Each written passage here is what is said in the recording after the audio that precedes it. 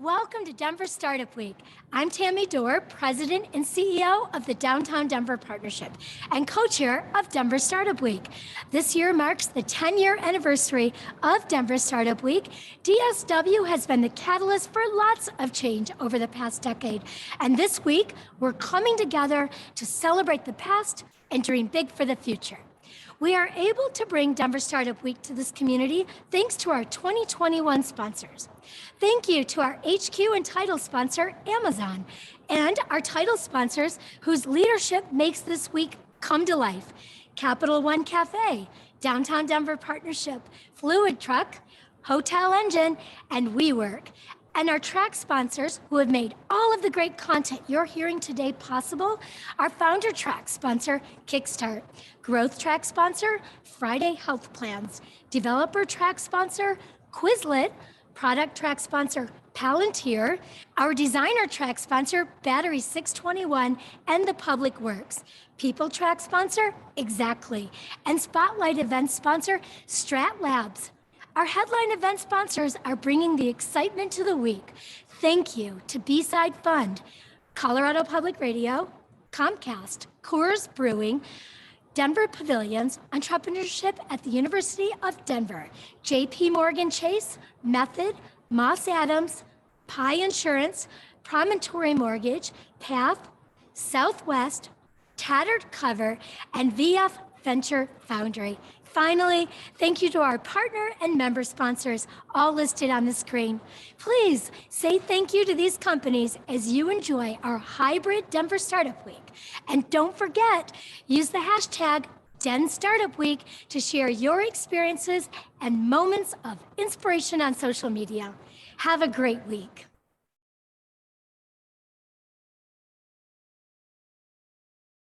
Hello, everyone. Welcome to Denver Startup Week.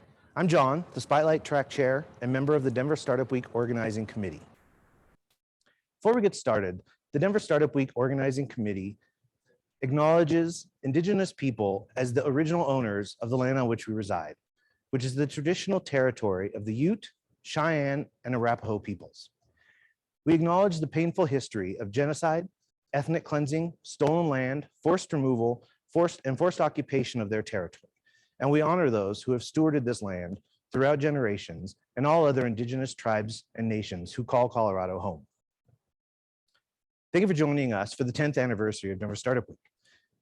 At Denver Startup Week, we strive to make all of our sessions a space where attendees can connect, learn, and grow, regardless of age, gender identity, gender expression, race, ability, sexual orientation, or the combination of those identities.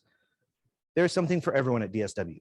Thanks to all of our community members who submitted their best content to make this week what it is. And thank you for joining us.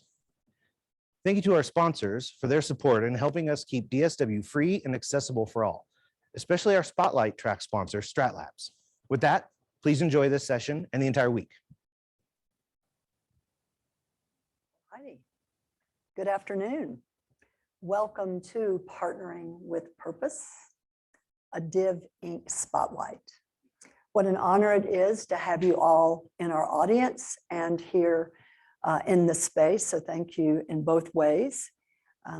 We want to first thank Denver Startup Week, 10th anniversary, largest startup week in the world. I've known that for a long time.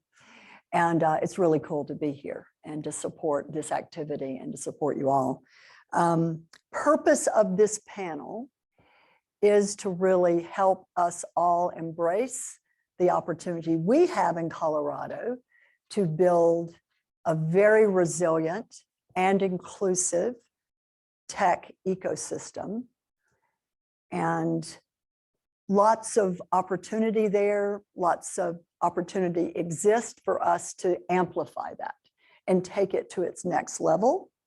And it's really cool and an honor to be here to talk with you all and have a conversation about what Div Inc., what role you're going to play in making this so. And my name is Wendy Lee, by the way, sorry for that.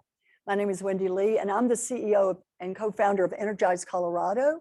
And we're in the business of helping very small businesses, micro businesses, Black, brown, veterans, women, and rural to build back a stronger, more resilient business and a more inclusive one too. So I'm the lucky one to be able to host and talk through this conversation today. So I think we start by you guys setting yourselves up and explaining your role and your point of view on the Black BIPOC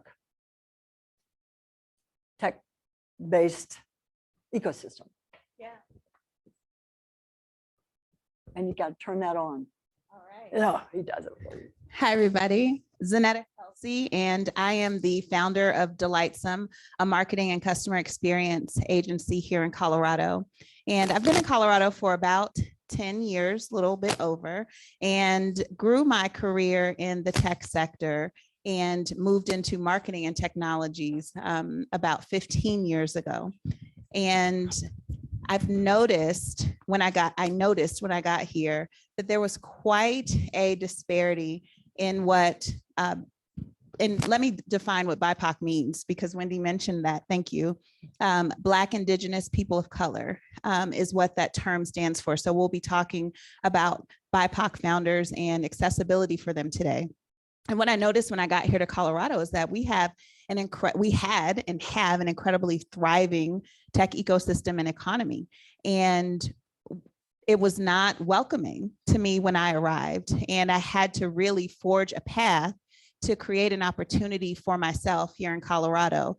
And that question started for me 10 years ago of what is that experience then like for other folks of color in tech in Colorado? And I began asking that question 10 years ago, and the answers weren't favorable. A lot of the answers then were, there just aren't a lot of people of color in Colorado. There aren't a lot of people of color in tech in Colorado. There aren't a lot of people who are in leadership or upwardly mobile here in Colorado.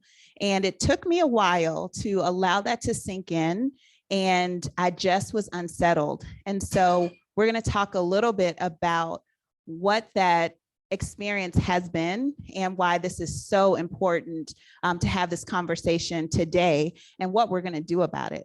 So thanks for being here, and I look forward to a great discussion.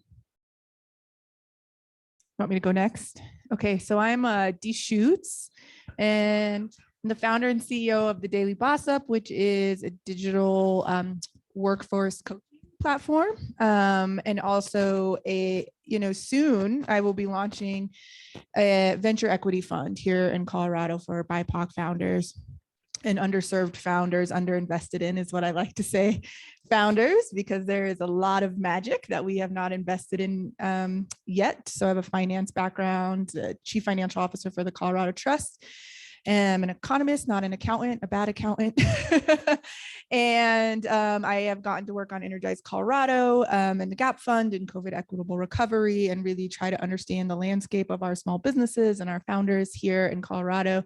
And I think as part of our recovery, all of us have to come together around what does a recovery look like? We have a really amazing economy that we can do something really special with coming out of this pandemic. And so I just want to be a part of it and get to work alongside these folks in so many different ways and alongside Wendy. And I'm excited to have this conversation today and for the rest of the week. Startup Week is going to play such a big role in what we do from here. Awesome. Good afternoon. My name is Preston James. I am the CEO and co-founder of Div Inc., which is actually based out of Austin, Texas. The Div Inc. was founded in 2016, essentially to address the lack of diversity and the disparities in the tech startup ecosystem as it pertains to underrepresented entrepreneurs. What I had faced, and very quickly my transition, I was a 20-year veteran at Dell Technologies. And my last role there, I had the opportunity to be the managing director for the Global Center for Entrepreneurship.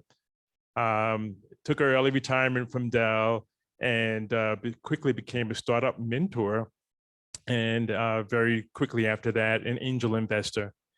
And as a result of my experience as an angel investor and startup mentor, I had the opportunity and experience of working with underrepresented entrepreneurs in the startup community in general. And I saw this tremendous gap between white male entrepreneurs when they pitched to me the quality and sophistication of the businesses back in 2014, 2015 was like sort of I'm here. And then when you looked at underrepresented founders and women, they were sort of here in general. And I wanted to understand why that gap existed, because my experience told me that there were not a lot of underrepresented founders, but BIPOC founders participating in demo days and getting accepted into accelerator programs and getting equity funding. And so we sought out to solve that. And so DivInc exists essentially to create social and economic equity through entrepreneurship. And we do that through our signature program, which is an accelerator program. But we also have alumni programming, and we also have an equity fund that we are going to be launching towards the end of this year to really support these talented founders that are not getting access, if you will, to the essential resources needed to build successful, fundable, investable companies. So we exist to essentially help those founders build those investable, fundable companies. So I'm looking forward to the discussion today. Yeah. Well, we're lucky to have you. Let's say that. Thank you very much. And congratulations on your expansion from Austin to Houston and now to our sweet state and our front range, Denver. I'm really excited to welcome you. Eager to see what the future holds. Thank you, Wendy. Appreciate it. So a couple of things that come to mind as we do our work to raise awareness of the opportunity that exists in founders. I want to get at this whole inclusive thing and go to you, Zaneta, what the benefit of this. Oh, all right. That's all right. The benefit of inclusivity, the benefit from an economic standpoint, the benefit from a mobility standpoint, a benefit from a community standpoint. Those are different things, right? So dig into that a little bit, but I always learn from you when I hear you discuss that subject, but I think our audience, both online and offline, will appreciate that.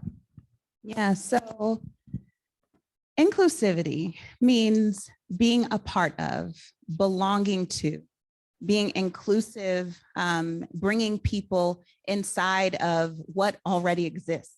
And there are times when, especially in here in the US, where because people of color or groups that are other are not catered to, are not considered, then they go off and build their own thing, which is an approach. And it is an approach that works up until a point. But because systemically, historically, people of color have not benefited from the economic prosperity that has been here in the US, then they go off and build these separate entities to meet the needs of their community. They can only get so far. What we're talking about here in Colorado is a very thriving economy, a very thriving tech startup economy. Over the past, Tammy Dorr mentioned this yesterday morning in her opening, that Colorado has started up 1,000 startups since since Denver Tech Startup, Denver Startup Week's inception. 1,000. And as best we can tell, and the story that kind of goes along with this is laughable, but also very disconcerting. We've only seen about 3% of that be founders of color. Of the 1,000 startups in 10 years for tech, we only can basically tell, and this is from all of our networking between myself and Danielle and other leaders of color here in the state, we've only been able to uncover, with 6 months of work, about 3% of that number being tech startups for people of founders of color. That is a major issue. And maybe if this was 10 years ago, if this was 2010, 2011, still unacceptable, but maybe a little bit understandable, because no one was ready. I shouldn't say no one. The majority culture, those in power, those in seats of privilege, were not ready, were not aware. But it's now 2021. We're on the other side of the summer of 2020, of George Floyd, of all of these racial issues in our country coming to the fore. This is time that we address that issue for our state. And when we think about economic prosperity, and Danielle's the economist, so I speak from a place of kind of the market as well as kind of a community perspective. Danielle talks about it from community and from economy perspective. When I think of that, I think of the people groups here in Colorado who the door has been closed for them. The people who have been here in Colorado, who've been people of color, who have left our state to go do their startup businesses elsewhere because they have not had an opportunity to raise funds, to network, and have access to other people here, and have access to people of power here in our state. But you will notice when founders of color start a business, they bring along the community with them. They hire employees that are people of color. They are more sensitive to giving back to the community. And they also work with vendors who are also people of color because they're connected in that way. So inclusivity and what we're trying to do doesn't look like we're going to come and say, hey, we're going to take all of these people of color who want to found businesses in our state, and we're going to go work with them in a silo. We know that that's not going to work for the long term. We've already partnered. We started this as a conversation with Kevin Allen and myself. Kevin was a part or is a part of Energize Colorado. He was helping with Danielle to lead the Black business, the BIPOC the segment. the BIPOC segment. Yes. And he and I were having a conversation as I was partnered with them in that. And he said, hey, I'm from the DC area, which is where I'm from originally. And he and I were just having a conversation. And he said, I moved my family here 3 years ago. I'm a serial tech entrepreneur. I've exited successfully twice. I've been on The Apprentice season 2. Check him out, Kevin Allen. He is quite the remarkable guy. And he's a Black man. And he said, I moved my family and my company from the East Coast here to Colorado 3 years ago because I thought I would have opportunity in Colorado to grow this lifestyle and fitness tech business. And I have not seen the opportunity. He has a degree from Wharton. He has a degree from Booth, a law degree. He is very skilled. He's brilliant. He has credentials. He has connections. And it didn't happen for him. What's happening with the rest of our Black founders? And so what we want to do is not say, hey, Kevin, we hear you, and we're going to go figure this out on our own. We started a conversation with Wendy Lee and Brad Feld and said, hey, this is something we're seeing. And what was really awesome about what they did was say, we want to delve into this. We want to dig in. We want to support you. And not just, hey, good thinking, go do that. They opened up their network to us and said, hey, go talk to these people, let's have a conversation, and then let's come back to the table on this. And that ignited what we're even talking about today. Yeah, great overview and helpful description with specific examples about inclusivity, because it can be confusing for some folks. I mean, we hear it, we think we know it, we use it inappropriately, or we're afraid to even say it. So I think going through that is helpful. I want to continue to pull this thread with you, Danielle, because things have changed.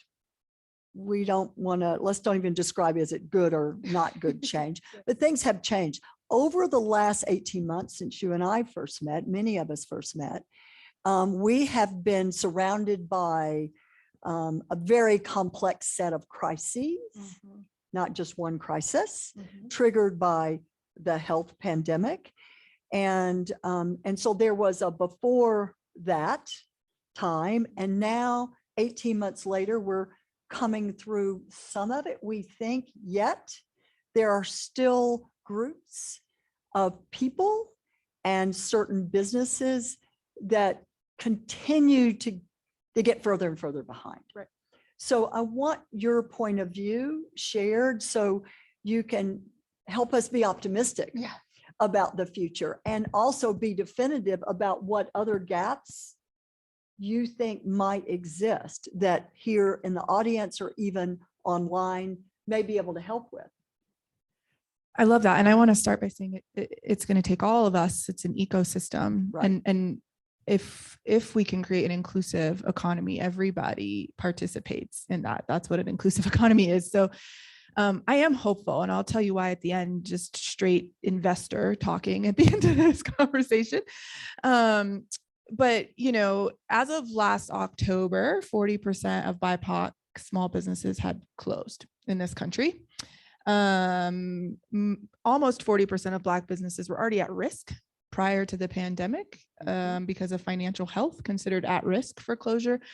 And so the gaps that existed there, and we did a lot of work on this because we were seeing closures, we were seeing the access to capital issues, we were seeing the access to PPP issues, but really folks were not in a position to even access recovery dollars from a small business setup. And I think that the most important numbers, and this gets into venture and into capital infusing into the system, is 99% of BIPOC businesses have less than 5 employees. So not considered an employer by the federal government. You must have 5 employees to be considered an employing small business, which would be the target of all recovery, right? Is how do you keep people employed in an economy? And then 96% are solopreneurs. So it's just them. And so they're using 1099 vendors or nobody. They're just doing the business themselves. So these are what we call businesses to sort of sustain your family and get a paycheck, but aren't in the growth business for these businesses. Then when you talk about venture, which is growth capital, women get 3% of venture. That was like a magical number. And in 2020, BIPOC founders got 1.2% of venture, which was a doubling from the previous year of the percent that folks got. Black women got 0.06% of venture. So these numbers are astronomically bad. There's no reason for that other than there's bias in the system on how folks are accessing dollars, and the way that the venture system gives money and all of that is causing huge gaps. And so we learned a lot. There was a lot of debt product in the market, meaning loans, really good debt products, really low interest for businesses. But we've really uncovered is that there's a real lack of growth investment capital in these businesses, which means I have a vested interest in making sure your business does well because I bought a piece of it for myself. There's also a real lack of education about how that works to grow a business. There's distrust of someone coming in and buying a percentage of the business, even if we're in 5 and 10% range. And for us to close some of these gaps, we have to talk trust. There's also a lack of using our financial systems for our businesses, which, 74% of our businesses do not have banking relationships.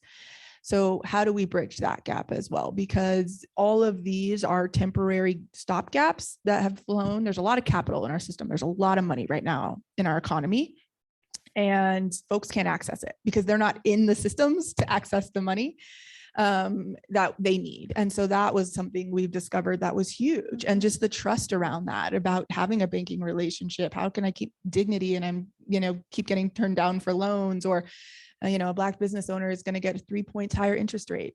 Same economic factors when I go in to get a small business loan, if I get one, and that percentage is very low. So like the data tells us there's gaps and we have to do something about it. And I just fundamentally believe if we get, I'm getting away from saying underrepresented because is scarcity mindset, right? Mhm. I Meaning agree. they're not there. Yeah. The founders aren't there. Women founders That's aren't there. BIPOC founders aren't there. It's not true. They're underinvested in. And you Mm. don't create a Facebook without venture. You don't create any of those companies that we know of without venture. And so to me, that's the largest gap in the Colorado ecosystem right now. It's why I'm making a change. It's why we're having all these partnership conversations to get people access to the right types of capital. But first we have to have that available to people in the Colorado ecosystem, and they're underinvested in. And here's why I have hope.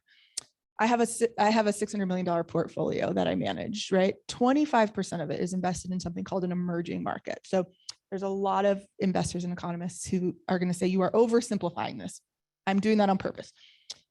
Those are markets like a Venezuela, whose economy is in complete chaos, completely underinvested in because of risk, real risk, bias risk, all the things. Risk is often a word for bias in our systems. 25% of my portfolio is invested in emerging markets, stuff that has high yield, but it's risky. And what the government does in those instances is shores up the investor. So they put rules in place that make it much less risky for us to be invested in a Venezuela or somebody who we don't even know, who their leader will be tomorrow. This is the same in my mind. We have an entire domestic emerging market completely underinvested in. You can take $1 million with a business like that and make 10.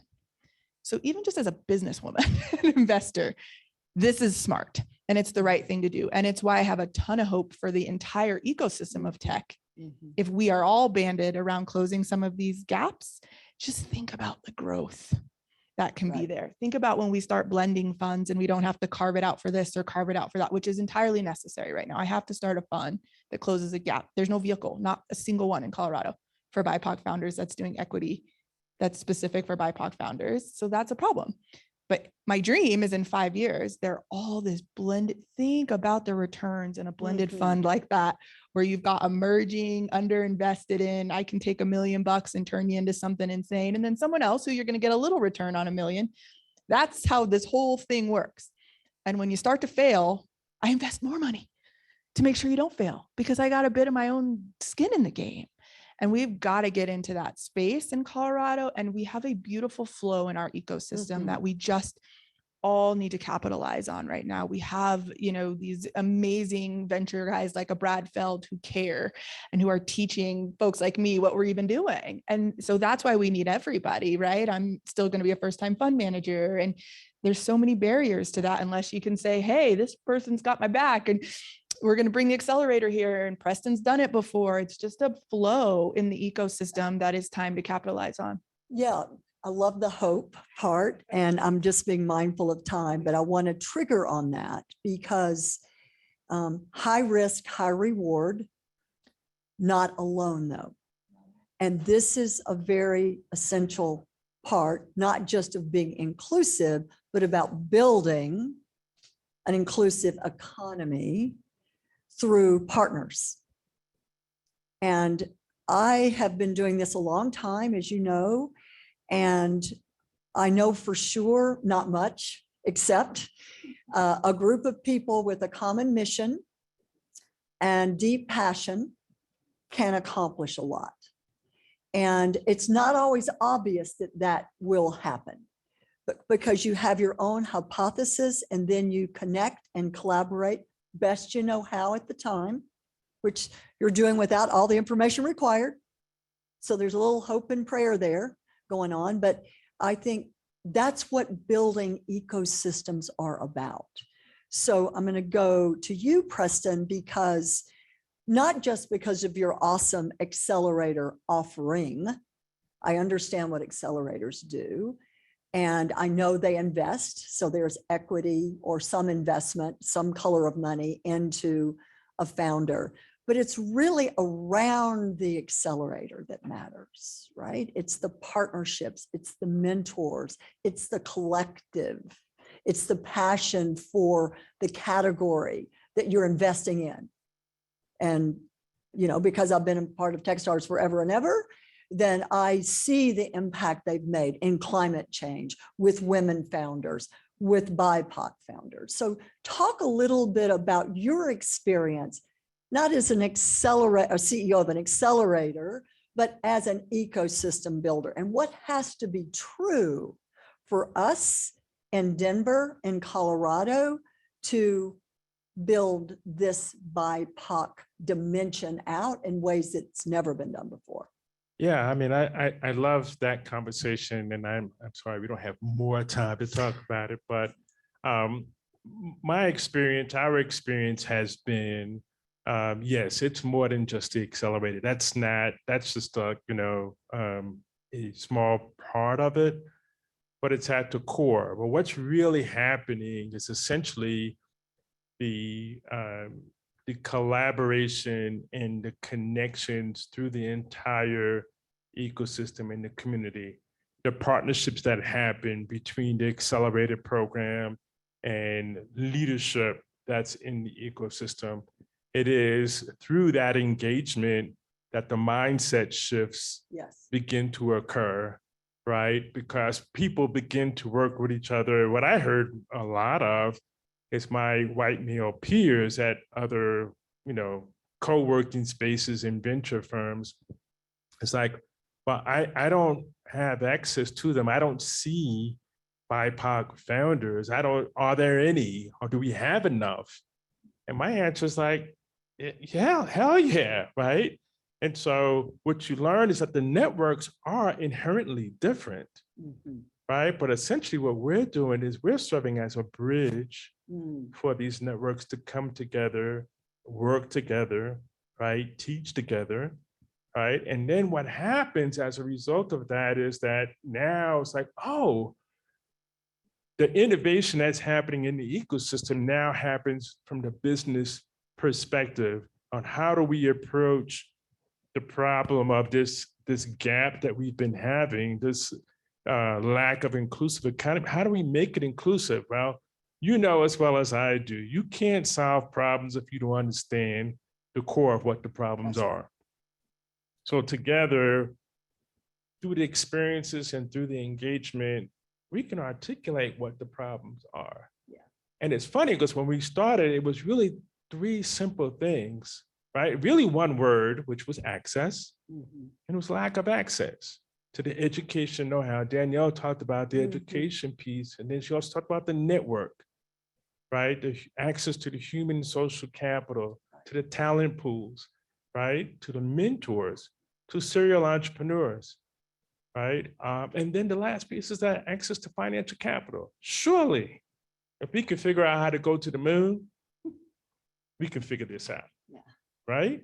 And so for the last 5 years, we've had over 100 founders go through our program, but the satisfaction levels are high, not just with our founders, but also the mentors and the folks that we work with. Why? Because we're bringing those folks together, people getting, funded. They're learning how to navigate the ecosystem, right? And so long-term, you talk about this inclusive economy. And when we first started in 2016, a lot of white male counterparts were sort of frightened by the concept of doing this inclusively because they thought it meant displacement. And that's not what this is. This is not displacement. This is broadening the ecosystem by making it more inclusive, bringing more talent and innovation into the ecosystem, driving more revenue, creating more jobs, right? And generating wealth within communities that typically didn't have access to that wealth, but now they're creating it. Why? Because we're teaching and we're demonstrating how to navigate this ecosystem that traditionally has been out of reach for us. And little by little, we start to knock down the barriers of bias or systemic racism or whatever the element is there. And so the collaboration piece is really critical that has allowed us to be successful in Austin, which, by the way, and most of you may or may not know, Austin and Denver are very similar. Very similar, right? And we've had this success in Austin, now we've expanded into Houston, and now the relationships grow even more, the networks grow even more. So who's benefiting from that? We all are. Right? So if you can imagine the statistics that Danielle shared about BIPOC entrepreneurs, sole proprietorship at 96%. If we just change that number to 85%, the number of jobs that we create, the revenue that we create, the wealth that we create is astronomical, right? But you're only talking about creating 5 jobs per company. You mean to tell me if we had 10 companies, we can't get 3 of them to create 5 jobs each and generate over $1 million? Sure we can. Sure we can. And that's essentially what we're doing at DivInc in Houston. Awesome. I want to talk about flow. I'm inspired. Thank you for sharing ecosystem discussion. It's very near and dear to me and my whole professional life. And I loved hearing that. So thanks. But I want to go to flow, and then I'm going to go to Zaneta. Because Danielle talked about flow. And when I sense flow, I know collaboration is happening. And so just to be clear with what collaboration is, because it's an overused term, collaboration is when trust is explicit, when it's not questioned. Collaboration is when information is shared transparently, not because you asked for it, just because you should all have it. And then you get to use it whenever you need to. So you don't have to ask me for it. It's just there. And there is explicit trust. And then if you think about collaboration, it's hard. And so how do you really do that, right?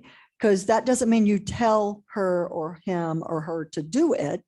You're saying, okay, we have to be creative in our problem solving, and we actually have to be co-creative in our decision making. Most people don't like that.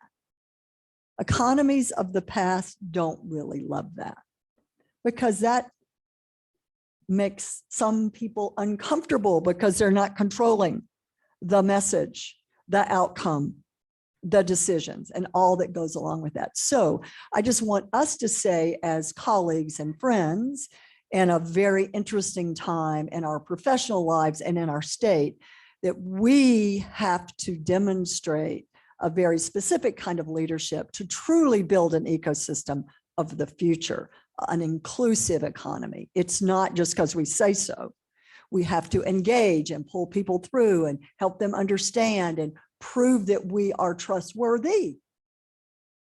Because if we're not trustworthy, then they will go off and do their own things because they think they're maybe not better, but that they can control them and then get a certain outcome.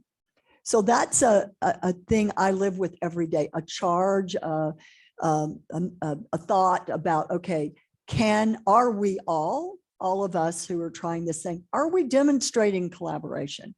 Are we being vulnerable? Are we saying we screwed up? Are we saying that was not correct? I said that, but I really didn't mean that. You know, I was nervous or I was awkward or I didn't look at my date or whatever. And I think that's what's going to take to be successful with Div Inc.'s launch here in this awesome community and in this fantastic state. So I want a vision from you. I mean, let's look out a year. I think that's not too far because it goes so fast. I mean, it's like boom, and just say, okay, you've been imagining this forever. You were uncomfortable coming here. You didn't see that it was as welcoming as it could have, should have been. And now for years, you've been imagining it. Then you meet up with Danielle and Kevin and lots of folks that have supported you. And then you get to meet Preston. So we're a year later. What's happened? What can we be proud of? What can we point people to? Yeah, so a lot of it has already been mentioned. And a year you can summarize. Yeah. Because I bet we're almost out of time is what I'm imagining. It looks like we're celebrating the launch of having brought Div Inc. to Colorado. that we've raised $1 million so that we can officially proudly launch Div Inc. here in Colorado. It looks like Danielle has her fund and she's investing in businesses. And it looks like there's a collaboration that's beyond surface level that's happening with not just the folks that we started with, like you and Brad, but the broader ecosystem. You know, I've had the opportunity already to engage with Blackstone Entrepreneurs Network and Rocky Venture Club, so that the collaboration and the ecosystem continues to build with this in mind. The problem for us has been that we started this thing, this startup thing, without us in mind. And now we're trying to retrofit and bring us along. When you start when you begin without having that as a part of the conversation and you go back, it takes a little bit longer. But a year from now, we'll be at the next Denver Startup Week. We'll be talking about 3 or 4 companies that have been through our accelerator and are ready to move into their next phase of scaling their businesses. We're going to have a 12-week program for the Div Inc. 12-week accelerator program, and we'll be moving those companies into our alumni program, looking at bringing in other companies. We'll have funding to get them started and scaled, and we'll have a full staff to be able to help those founders. That's what a year looks like for me. That'd be awesome. What do you think, Danielle? A few little tidbits to throw into the 12 months from now. Yeah, that all sounds really good. You know, our ecosystem's already in flow. And what I mean by that is sort of the government, philanthropy, you know, the startup world here in Colorado, they're all in the conversation. And that's a really special place to be. It's why it's time. Like, it's why we can start a fund here that so far raising capital for has been not super difficult, because people were like, okay, we've been having these conversations. We didn't know when the vehicle was coming. And so there's a lot of magic happening in our ecosystem that I think we have to capitalize on. One thing I've learned, though, is that moving in flow doesn't mean you can bring everyone with you as you start. Yeah. But it's to get started. So if we have enough passionate people who have access to their sector and their influence and their power moving in flow together, it can be 7 people. I keep using that number as I'm having these conversations, but that's fine, depending on who those 7 people are. And I just think our ecosystem's in a really cool place. And I think that we got to get I think we'll be in a place where folks can really have the conversation about, I am a part of this because there's something in it for me. And I think we're scared to say that. I think we're all, folks are scared to say, there's something in it for me to be involved in women getting access to venture. There's something in it for me, for BIPOC folks to have access to capital and ventures to grow their businesses. There is something in it for everybody. And we all will make money this way. And I'm a capitalist, but I believe in capitalism and its intent, which is that it's not finite. It is a competitive place to be. I love that. Like, that's the cool part about it. Some folks have been left out of the competition inherently, meaning we're not having a real competition yet. But if we are, imagine what happens to our economy if we're all in there getting access to money, growing businesses, hiring people that look different, having executives that look different, who are going to do different things with the bottom line. I'm a CFO by trade, so I know the statistics around when a woman is a CFO and what it does to the bottom line. And so we all can benefit. And I think that's okay to say. Actually, I think that's the way we got to think about our economy. Yeah, I love the idea of enlightened in self-interest. Exactly. Right. I mean, someone taught me that years ago, and I love it when I remember it, because I'm like, yeah, something needs to be in it for me. What is that? And sometimes you can get confused, but enlightened in your self-interest, that makes ecosystems stronger. That drives flow further. That would bring more than 7 people if we just use that number as an example. It's saying, something's in it for me. It's why we all do what we do. There's some benefit to what we do, or why we started our companies. It might be money, it might be something else.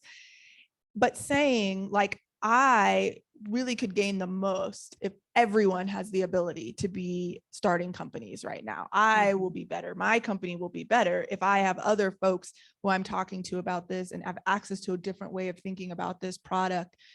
This is a market where, the wrong person says something about your company on Twitter and you lose $80 billion of market cap that day. Like, it's a different game. And so to be building businesses that aren't inclusive is actually dangerous and quite risky from an investment perspective. So we all benefit by including everyone and by being able to say, like, if that person benefits, I see myself in it. And that is when we'll get there. And that's where I want to be in a year. It's even if there was a delay for me, it still means there's something in it.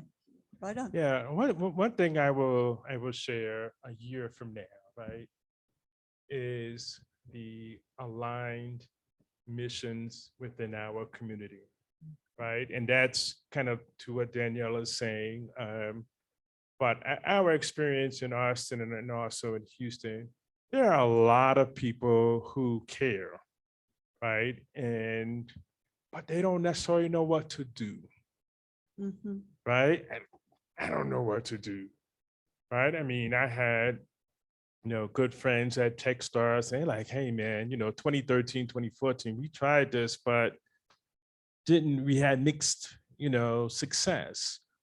But if we can align, if we find that alignment, right, through the people that do care, and most of the leaders in the ecosystem do, but they don't have time because it's a heavy lift. Yes, it is. It's a heavy damn lift, right? And so it's easier to get the deal flow, write checks, go to events. You don't have to worry about this as much. I get it. I get that. But for me, right, my mission, my passion, my vision is to change that. And we represent that alignment to your thinking, and we can together help do this, right? So that there is something in it for everyone, right? But if we have that alignment and that collaboration, at that point, things start to move, right? Because now everybody in the ecosystem begins marching with the theme of inclusivity. And we've seen that transformation happen in Austin. There were leaders 5 years ago, if you talked about DEI, they would just be like, yeah, well, whatever, right? But now those very same leaders are actively driving conversation, even when I'm not in the room. Well, this is Right? exactly what Even Danielle when said. I'm not in the room. It's okay if you're ahead for a while and not everyone's keeping pace. Be patient, but be intentional. Be intentional. As long as you're modeling the right behavior and the right conversation is coming out, not everyone has to be there at the same time. What would you do if they all were? You'd be overwhelmed. So this is the story of momentum. And this is why I think the time is so perfect for Div Inc. And it goes back to both comments from Zaneta and Danielle. There is good alignment here. There's more than just awareness here. Awareness is one thing. We kind of all have that, but we are now activating that knowledge in a wide range of ways, all towards this inclusive economy. That's special, right? And I think we have that here. And I hope those listening or watching us online and those of you here feel compelled and are compelled to engage in whatever unique way you can.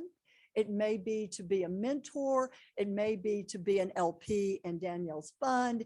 It may be to deliver part of the accelerator because you need really smart people that are current and relevant, that have failed and succeeded. We need both because those of us that have failed can teach more than those of us that have succeeded, because we remember those scars and we never want to go back there again, mostly. So I do think this is an exceptional time. And I do think, without being too cliche about it, it has a kind of a silver lining around COVID, because a lot of us are doing deep work. You included, all three of you, personally and professionally, and you're saying, what now? What contribution might we make now, personally and professionally, to change the economy of our beautiful state. I know the governor feels strongly about it. We know many state agencies feel strongly about it. We know private investors feel strongly about it. Now we're seeing action, and I'm just completely honored to be a part of it. Yeah, so Wendy, I'll say this, we have that awareness from most, not all. Yeah. And what's interesting is Austin, Texas can do it. Certainly Colorado can do it. That was a little challenge. I think that was a challenge. You right said out something I want to make sure that folks grab, there. Okay. which is even with Energize Colorado, this starts with being pretty uncomfortable. Yeah. And our conversations and the reason we have collaboration and trust is because it started with just uncomfortable conversations. It started with me like not wanting to lean into any conversations about equity post George Floyd. Like I was like, I can't do this with y'all. Like just from a really frustrated place, right? Because this wasn't an eye-opening thing that happened. I have a 19-year-old Black son. Like that wasn't news or something I now cared about. And it was hard at the beginning, but like we stayed in it. Like we just stayed in it. And so if that's all that you can do is stay in it, but you don't have to have a super thriving business. You may be here because you're starting your own business. That's exactly who we need in this conversation. What you're doing and what a founder of color are doing and can bring to a conversation are very rich. And so we need both. We need businesses that you spent your first money on go to market. What I'm telling you is a BIPOC founder didn't. So what did you learn? What can you teach? What can they teach you about a consumer market that is soon to be 50% Black and brown folks in this country? And that lived experience as you go to market, what mistakes might you make that they can help you not make? Like when I say we all rise, we all rise in this. And it starts sort of with being willing to say, I'm uncomfortable. I got to push. It's not okay. I think the Gap Fund is like a model for the nation on the folks that were able to get money out of that fund. And most of that was based in other folks, everyone's ability to just stay uncomfortable at first. And then we just broke through, and I trust these folks implicitly. And when I have a conversation to raise money, they're included in that conversation. I'm raising money for them the same way I'm raising money for myself, because it's a thing now. It's moving. Mhm. Yeah, and I will say, it is getting past that, being uncomfortable. And what happens when you realize you get into the work and you start moving things forward, you start understanding, you start being more empathetic about what's going on. We create solutions, we become more innovative about how we address the lack of inclusive economy, right? And then together, right? Because I want to give visibility to things that I have never seen or even thought about before, because they've been done for 20, 30 years. I just didn't know about it. And you're bringing them into my world. At the same time, I'm bringing them visibility, right, to problems that, I never thought about that before.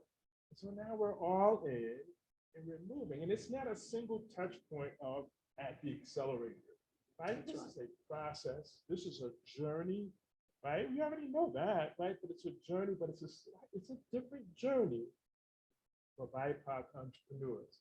And when we understand that together, we can move that rock up the mountain and up over the top together, right? Through that collaboration. And it's gotta be done that way in order for everyone to benefit, right? Our communities, our economy, it all benefits when we're all working together. And so that's really just the beginning, but we're excited based on what we've seen in Austin and in Houston. Yeah. Denver represents a tremendous opportunity. And in Austin and Houston in particular, very large companies are involved. I love that. And universities are involved, and I love that.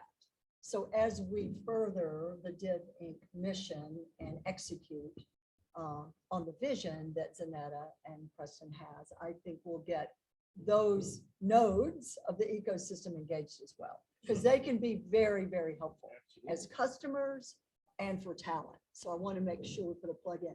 Do you guys here, because you've been so kind, I know we're wrapping up. Do you have any questions? Yes. We got this mic thing going on. I can't remember to hold it up and it doesn't work. And we're just kind of going with the flow. So in talking ecosystem, I keep hearing a reoccurring theme of venture capital.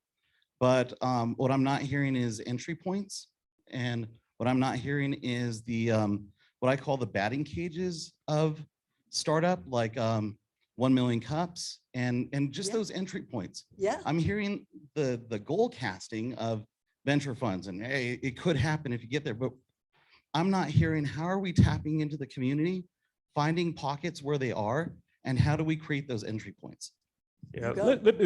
so you make a That great was a point. layup. That Yeah. was a layup. Well So done. I'm jumping all over this, right? Because our focus is at the early stage, right? And so we started with an accelerator that was capturing founders at the MVP stage. So they didn't have any revenue. They didn't have version 1 of their product, right? Because that was the gap in the ecosystem. So since that time, since 2016, that's evolved just a little bit. We're still at MVP, some pre-revenue that get accepted into the program, still earlier than most programs. But what we also created was like, hey, we have a lot of people coming to us earlier than that. So what do we do to serve that? So we've created an online platform, right, that allows people to go, it's called a validation camp, allows people to go through. You just want to validate whether your idea is solid, right? And then you get the tools to help you validate that. And if it's validated, then you continue to move on. If it's a no-go, then it's like, well, okay, well, I don't have to spend, 12 months trying to figure out if it's a valid idea. On the other end of the spectrum, it's like we could continue to work with those companies that have gone through our accelerator, right? We give them business coaches and technical coaches and help them really scale and grow to get that initial early revenue. And our fund is going to be focused on friends and family and pre-seed money, right? Because like Austin, Denver has raised the most money they have in years, right? 3.1 billion just in the first half of 2021, right? But that's to 243 companies. I did the math on the way over here. That's $13 million on average, right? Early stage companies, I'm not getting 13 million, right? You're looking for 500, you're looking for 250, right? So we have those gaps to close. That's where DivInc is focused on the early stage. So hearing what you guys were saying too, though, so businesses, even small businesses that exist, are sole proprietor, less than 5 employees. And how do we grow that? So as an ecosystem, are we focused on the result, or are we, as part of fostering an ecosystem that's all inclusive, are we helping to train those businesses? Now, SCORE exists, the SBA exists, that sort of thing, but is that really who we're waiting for? And can we create something that's more at the entry point level? I'm a volunteer at 1 Million Cups. It's a great program. It's only on Wednesdays. Why don't we have more batting cages? There's Tetra down the street. This is a smoke lounge, predominantly Black. And you know what? Why aren't we going there and creating events there to foster pitch competitions and create entry points? That's exactly, I'm so glad you're asking these questions because we didn't hit this well enough. That is DivInc's role. So you're hearing me talk about a venture fund because that was missing. It was one of the vehicles that was missing in our ecosystem that we're bringing. I also think about venture differently because to his point, BIPOC founders are on a different journey. We don't have friends and family around. So the 250, the 500, our friend, we don't have the friends and family to give us. And this is coming from someone who paid out of my own pocket from my W-2 job for my own business to launch the whole time. So I know exactly what you're talking about. So not everyone, venture is not the right capital for everybody in general. And not everyone's ready for venture yet, but I believe we have so many businesses that are right there. And what we want to focus on with DivInc in partnership here, and then we have another, the Latino Leadership Institute is going to be another partner around business models, because it isn't going to be the traditional necessarily, I'm going to sell my business, but can you imagine how much money we can make investors from going from 0 to 10 employees? The chances of you being $1 million company, if you have 5 employees, skyrocket. right? So yes, I want to make investors money, and I want us participating in the whole ecosystem of small businesses, not just venture. And Div Inc. is we need them as a partner in order to deploy capital that's going to be effective in the way I'm talking about, right? We need to have those meetings where we're having happy hours and you come and you pitch and I say, here's this, I can do this well. Here's the 7 things I want you to change and come back. We literally had our Did pitch it. competition 2 weeks ago. So we're having those meetups monthly and planning to launch in 2022. And with that, Yes. it's a wrap. It's a wrap. And Danielle and Preston and Zaneta, what a treat. And I'm so excited about the launch of Div Inc. and about being your partner, partners of purpose. This was the spotlight for Div Inc. Thank you all for coming. Those of you online, thank you for staying. See you later, alligator. Thank you. Thank you, Wendy. Thank you.